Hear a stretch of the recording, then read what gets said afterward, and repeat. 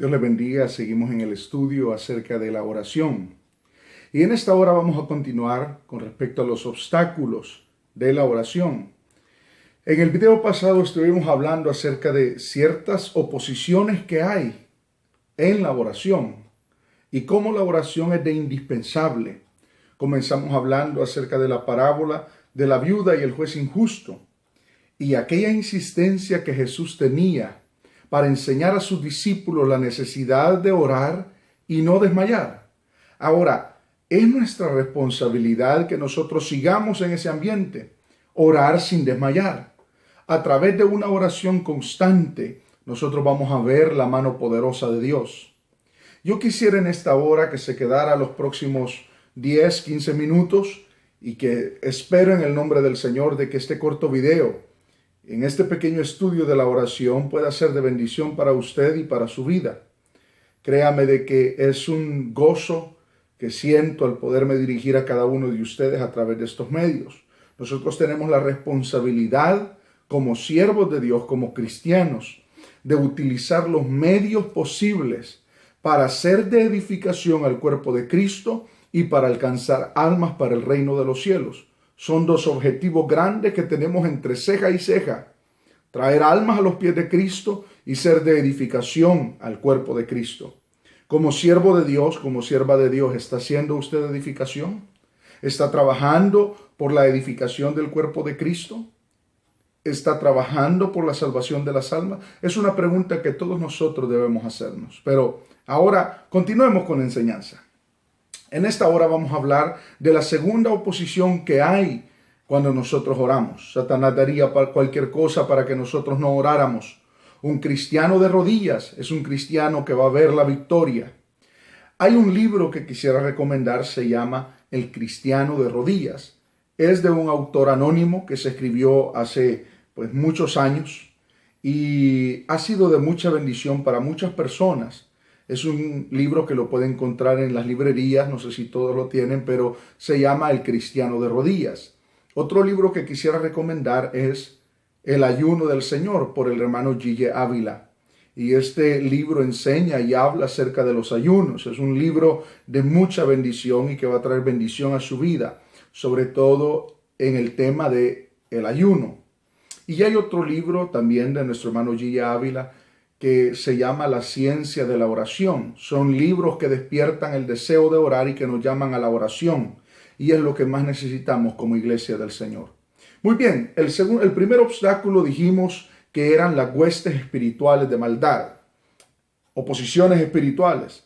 Nos fuimos al libro de Daniel y vimos en el libro de Daniel cómo Daniel se metió en un ayuno de 21 días. Y que la respuesta Dios la envía desde el momento que Daniel dispone en su corazón a humillarse para entender al Señor y sus propósitos con el pueblo de Israel cuando estaban en la esclavitud en Babilonia.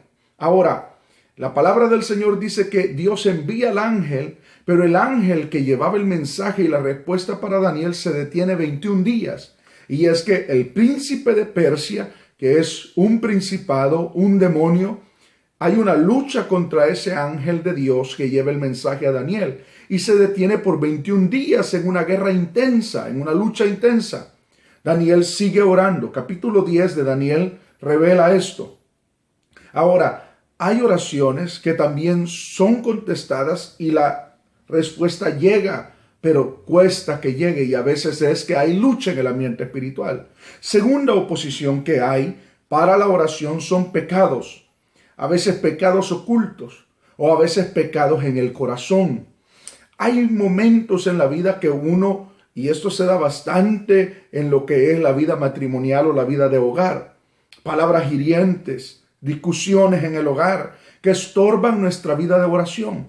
Hermano, hermana, yo no quiero decir de que no van a haber problemas en el hogar, pero sí, nunca permita que su corazón sea contaminado y que después no pueda ni siquiera orar porque no ha perdonado. Ahora, la palabra del Señor nos dice a nosotros esto.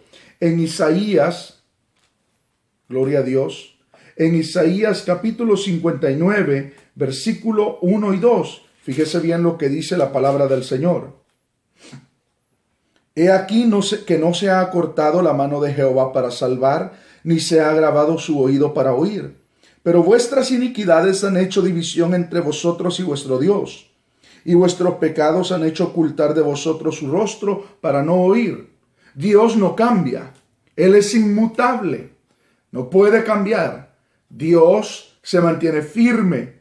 Él es el mismo ayer, hoy y por los siglos.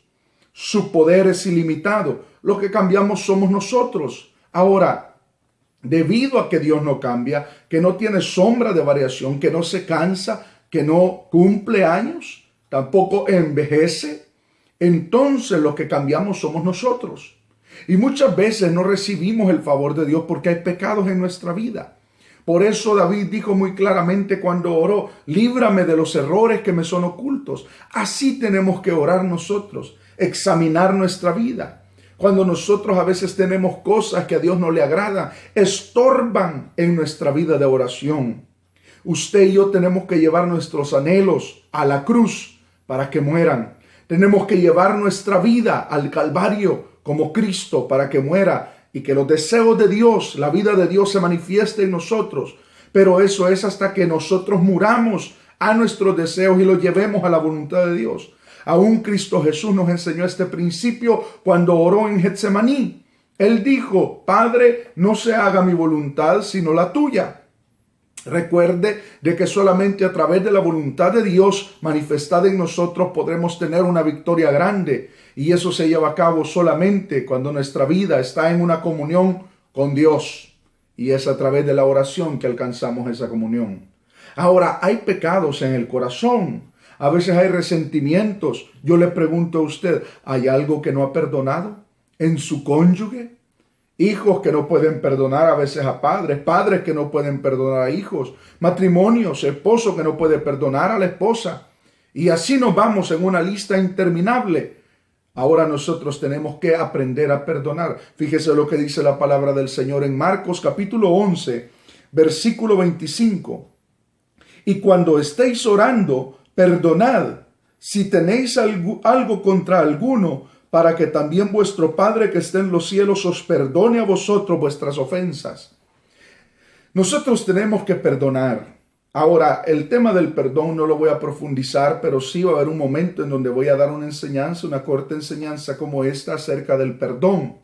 Nosotros tenemos que aprender de que las guerras, los celos, las iras, las contiendas y las guerras, hablando no solamente en el hogar o personales, pero aún de país a país, de nación a nación, se originan en el corazón de las personas. Por eso Jesucristo dijo que del corazón viene la verdadera contaminación, porque de ahí salen las palabras hirientes, de ahí salen las ofensas, las divisiones, las contiendas, los adulterios, las fornicaciones del corazón. El Señor desea que nosotros seamos bendecidos 100%, pero para poder tener la bendición de Dios tenemos que aprender a limpiar nuestro corazón de todo lo que a Dios no le agrada. El Señor desea que nosotros entendamos de que otro obstáculo de la oración son los pecados. Si hay algún pecado que no hemos llevado a los pies de Cristo Jesús, ahora es tiempo de hacerlo. Si hay algo en el corazón, algún resentimiento, hermano, por favor, no deje que pase una noche más, un día más, sin pedir perdón, sin buscar arreglarse con su hermano. El Señor dice de que este pecado de no perdonar sujeta a Dios la salvación de nuestra alma al perdón que nosotros tenemos entre nosotros.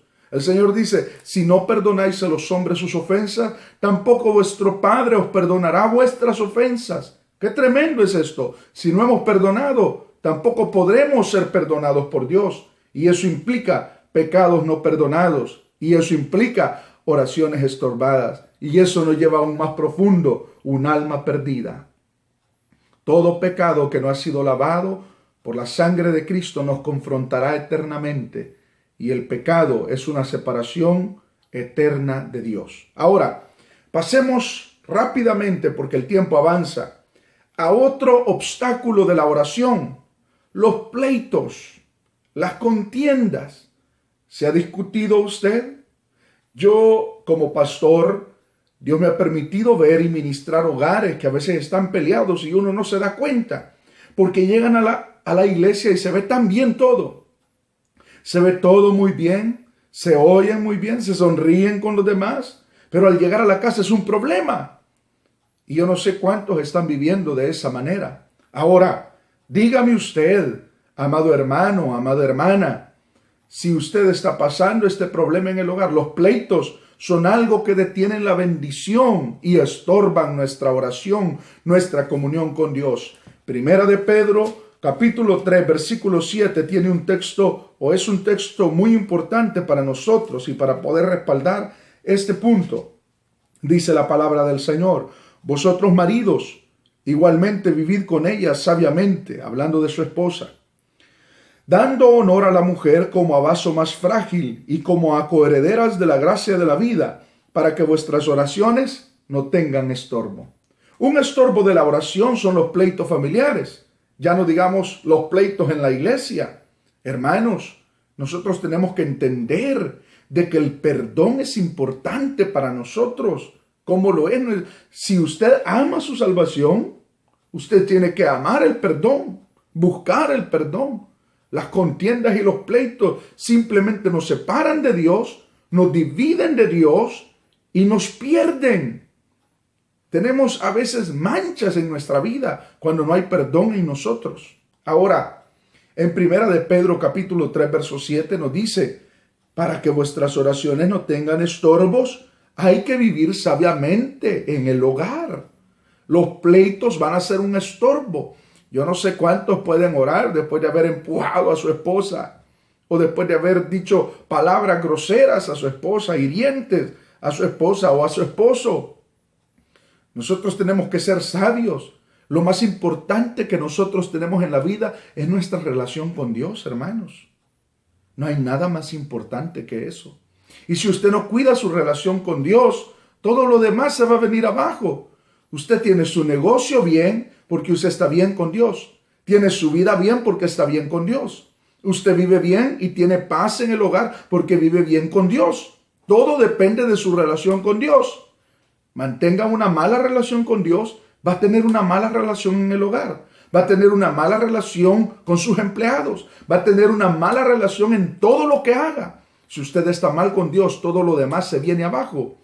Dios es la vida, es la paz, es la seguridad, es la prudencia para nosotros. Sin Dios no podemos hacer nada. Y si su relación con Dios se deteriora, todo lo demás se va a deteriorar. Por último, y ahora quisiera entrar en algo que está siendo un problema terrible en nuestros días, y son las distracciones.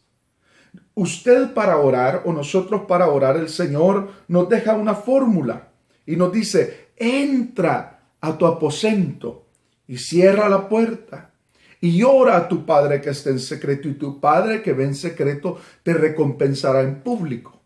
Ahora, el problema de nuestros días es que no nos concentramos para orar. Estamos con distracciones. Tenemos el celular a la par. Y este es el otro obstáculo de la oración, las distracciones. Usted y yo tenemos que aprender a entrar a lo secreto y orar a Dios, concentrar nuestra mente en Dios, hasta que la presencia de Dios toque nuestra vida y nuestra alma se derrame delante de la presencia de Dios. Apague su celular cuando ore. Déjelo a un lado. Desconéctese de este mundo y conéctese con Dios. Las distracciones en nuestra vida nos privan de tener una bendición completa de parte de Dios para nosotros. Ahora en este momento yo le digo en el nombre del Señor, aparte un tiempo de intimidad. Si los niños andan corriendo, espere que duerman. Pero busque un momento donde pueda estar sin distracciones y pueda meditar en Dios. Hablarle a Dios en el nombre de Jesús, como le habla un amigo a otro amigo. Cuéntele lo que hay en usted. Derrame su alma delante del Señor y verá cómo Dios hará cosas grandes en su vida. ¿Por qué no suceden estas cosas? Porque a veces en nuestra vida hay muchas distracciones. Estos son los 4 obstáculos. Los repito rápidamente y terminamos esta segunda parte. Las oposiciones espirituales, los pecados, a veces ocultos o a veces los sabemos. Número 3, los pleitos, sea en el hogar o sea en la iglesia. Y número 4, las distracciones. Cuidémonos de esos 4 obstáculos que detienen nuestra comunión con Dios. y verá cómo su oración va a ser oída en los cielos y cómo la respuesta de Dios llegará a nuestra vida. En la próxima enseñanza vamos a dejar una tercera parte y si es necesario una cuarta parte porque quisiera hablar de todas las áreas en la oración. Pero en la cuarta parte vamos a ver por qué es tan importante orar.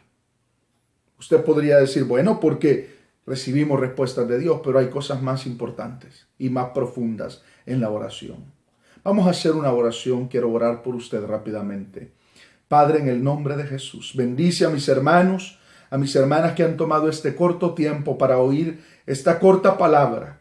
Bendícelos, ayúdalos, fomenta en ellos y en nosotros una vida de oración, que podamos amarte con un primer amor, temerte con toda nuestra alma, Padre. En el nombre de Jesús, muchas gracias por tu bondad, por tu misericordia. Bendice a tu pueblo, Señor. Quédate con tu pueblo. Si esto ha sido de bendición para usted, mi hermano, mi hermana, por favor déjenos saber para poder seguir bendiciendo al pueblo de Dios con más palabra del Señor. Dios me lo bendiga.